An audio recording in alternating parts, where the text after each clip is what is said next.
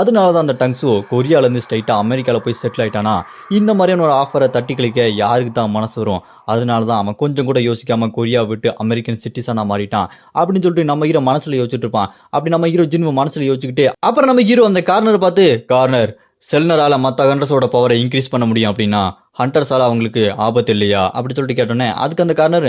அதெல்லாம் ஒன்றும் பிரச்சனை இல்லை, அவங்க ஃபுல்லாக எங்கள் கண்ட்ரோலில் இருக்காங்க, அவங்கள பாதுகாப்பாக கூட்டு வந்து பாதுகாப்பாக கொண்டு போய் விட்டுருவோம், அவங்களோட பவர் வெளியே யாருக்குமே தெரியாது, இது ரகசியமாக பாதுகாக்கப்பட்டிருக்கு. அப்புறம் ஜின்வு ஒரு முக்கியமான விஷயம், எங்களோட செல்னர் உங்களுக்கு ஒரு gift கொடுக்க போகிறாங்களாம் அப்படி சொன்னோன்னே அது கேட்டு நம்ம ஹீரோ, என்னது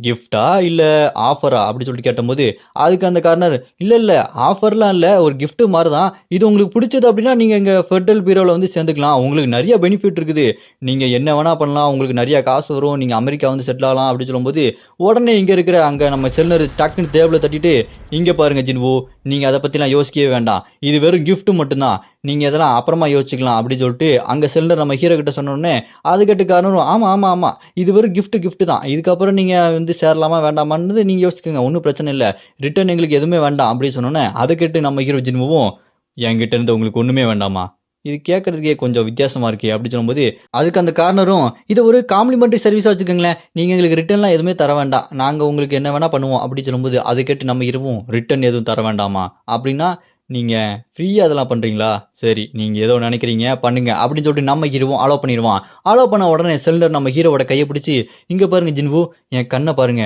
க்ளோஸாக என் கண்ணை பாருங்க, இதுதான் என்னோட ஃபர்ஸ்ட் ஸ்டெப்பு அப்படி சொன்னோன்னே அந்த பக்கம் கார்னர் நல்லா நக்கலாக சிரிச்சிட்டு,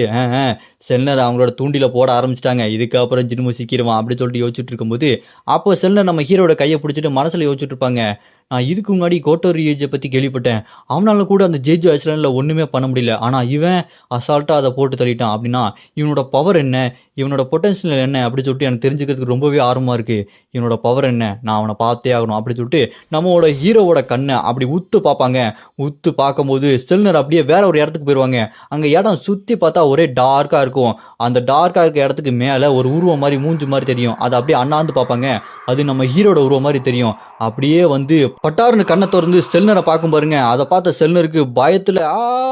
அப்படி சொல்லிட்டு ஊழ விட்டுருவாங்க. அவங்க கத்துல அங்கே இருக்க பாடி கார்ட்ஸ்லாம் பயந்து போய் டக்குன்னு கண்ணை எடுத்து நம்ம ஹீரோவை பார்த்து ஏன் பண்ணி, ஏய் செல்னரை நீ என்னடா பண்ண, நீ என்ன பண்ண சொல்லு, உங்களை விட மாட்டேன் வெளியே அப்படி சொல்லிட்டு கண்ணை எடுத்து நம்ம ஹீரோ பார்த்து நீட்டிட்டு இருந்தோன்னே அதை பார்த்துட்டு இந்த காரணம், டே பைத்தியக்கார முட்டா பசங்களா, உங்களுக்கு மூளை இருக்கா இல்லையாடா, நீங்கள் யாரை பார்த்து கண்ணை நீட்டுறீங்கன்னு உங்களுக்கு தெரியுதா இல்லையா அப்படி சொல்லிட்டு அவன் அங்கே இருக்க பாடி கார்டை பிடிச்சி திட்டிக்கிட்டு இருப்பான். அதுக்கேட்ட அந்த பாடி கார்டு,